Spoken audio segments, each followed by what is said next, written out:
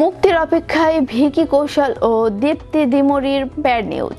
প্রথমবারের মতো জুটি বেঁধে একসঙ্গে কাজ করেছেন দুজন। আর এই জুটিকে ঘিরে দর্শক উন্মাদনা বেশ ভালোই লক্ষ্য করা যাচ্ছে। পর্দায় তাদের রোমান্স দেখার অপেক্ষায় দর্শকরা। তবে মুক্তির আগেই সিনেমাটির একাধিক দৃশ্য কাছে চালালো সেন্সর বোর্ড।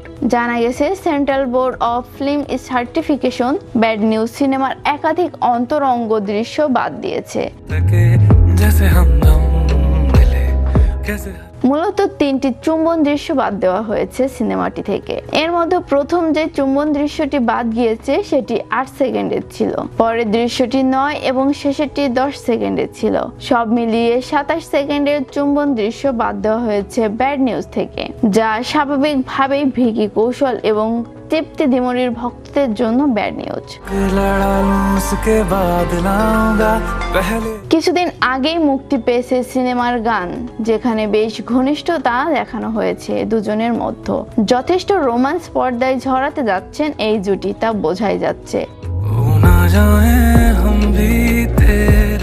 বেশ খোলামেলা ভাবে হাজির হয়েছেন তৃপ্তি। অ্যানিমেলের পর আবারও পর্দায় নিজের উষ্ণতা ছড়াতে যাচ্ছেন অভিনেত্রী।